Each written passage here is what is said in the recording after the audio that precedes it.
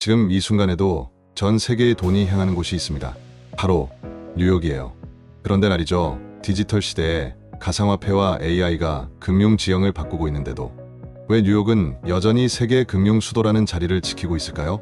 잠깐 생각해보면 런던도 있고 홍콩도 있고 요즘은 두바이나 싱가포르도 강하게 올라오고 있죠. 그럼에도 불구하고 왜 뉴욕이 여전히 중심일까요? 오늘은 그 비밀을 역사, 제도, 달러 패권, 그리고 자본의 흐름 속에서 데이터와 사례로 하나씩 풀어보겠습니다. 뉴욕이 단순히 돈 많은 도시라서 금융 수도가 된 건 아닙니다. 그 뿌리는 아주 오래전 18세기 말로 거슬러 올라가요. 1792년 맨해튼의 월스트리트 거리 한켠 버터넌 나무 밑에서 24명의 중개인들이 모여 계약을 맺습니다. 이게 바로 뉴욕 증권거래소 NYSE의 시작이었죠. 그 이후로 미국 산업혁명, 철도, 해운, 제조업이 발전하면서 금융 자본도 자연스럽게 뉴욕에 모이게 됩니다. 그리고 한 가지 더. 미국은 비교적 법과 제도가 안정적으로 유지되는 나라였어요. 계약은 지켜진다는 신뢰, 돈을 맡기기 좋은 나라라는 이미지. 이게 뉴욕 금융의 초석이 됩니다. 시간이 만든 신뢰, 그리고 제도의 안정성. 이건 하루아침에 따라잡을 수 있는 게 아니죠. 그게 바로 뉴욕의 첫 번째 경쟁력입니다. 두 번째 이유는 바로 달러입니다.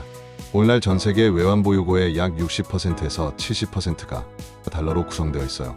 국제 무역, 투자, 채권, 원자재 결제까지 모든 길은 달러로 연결된다고 봐도 과언이 아니죠. 그리고 그 달러의 심장부가 바로 뉴욕입니다. 글로벌 투자자 입장에서는 달러 중심 체제에서 뉴욕은 자연스러운 거점이에요. 자본이 어디로 흘러야 하는지 고민할 필요가 없죠. 달러가 움직이는 곳, 바로 뉴욕이니까요. 또 하나, 위기 대응 능력도 중요합니다. 미국 연방준비제도, 즉 페드는 위기 때마다 빠르게 움직였어요. 2008년 금융위기, 2020년 팬데믹, 2022년 인플레이션 위기 때도 가장 먼저 시장을 진정시킨 건 뉴욕발 정책이었습니다. 위기 때 달러로 돌아간다. 이건 세계 자본시장의 불문율이죠. 그 신뢰의 중심이 바로 뉴욕에 하는 겁니다. 이제 뉴욕을 조금 더 가까이 볼까요?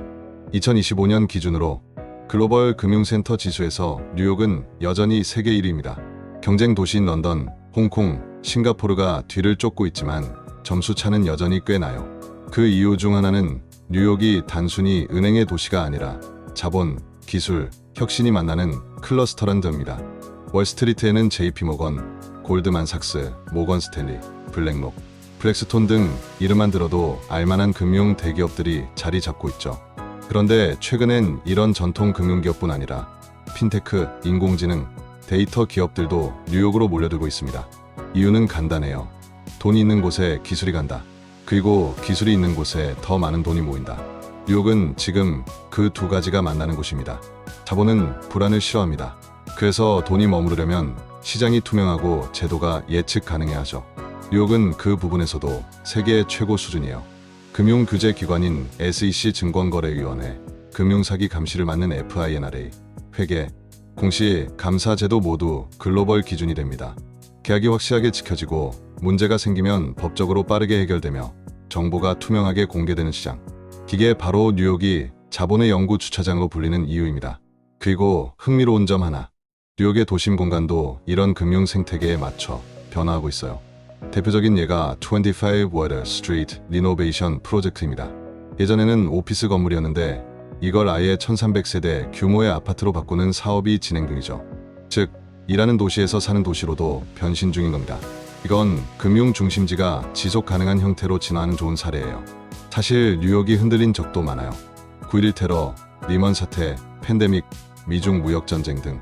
하지만 놀라운 건 그 모든 위기 이후에도 자본은 결국 뉴욕으로 돌아왔다는 겁니다.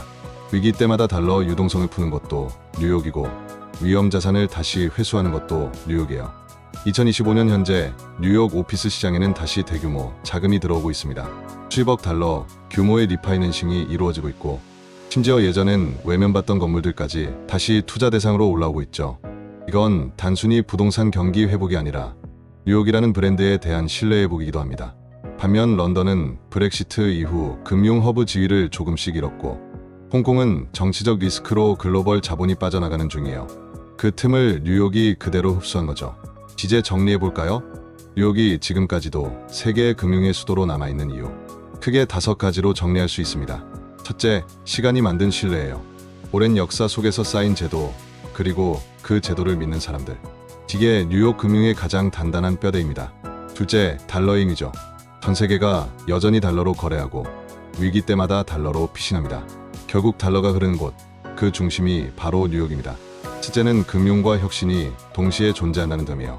단순히 돈이 많은 도시가 아니라 새로운 아이디어와 기술이 금융과 엮여서 계속 새로운 시장을 만들어내고 있습니다. 넷째, 투명하고 안정적인 제도 환경입니다. 계약이 지켜지고 규칙이 명확하고 정보가 열려있는 시장. 이런 환경은 자본이 안심하고 머무를 수 있는 신뢰의 울타리가 되죠. 그리고 마지막 다섯 번째, 위기에서 다시 일어나는 보궐력이에요. 뉴욕은 위기를 피하는 도시가 아니라 위기를 겪고 나서 더 강해지는 도시입니다. 리먼 사태, 팬데믹, 미중 갈등 등 어떤 충격이 와도 잠시 흔들릴 뿐 결국 자본은 다시 뉴욕으로 돌아옵니다. 그래서 뉴욕은 단순히 돈이 오가는 도시가 아닙니다. 돈이 머무는 도시죠. 사람들도 그래요.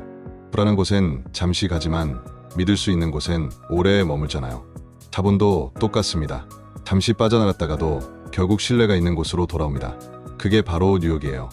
위기를 견디는 힘, 시간이 만든 신뢰, 그리고 끊임없이 변화하는 혁신성. 이 세 가지가 뉴욕을 오늘의 자리로 이끌었습니다.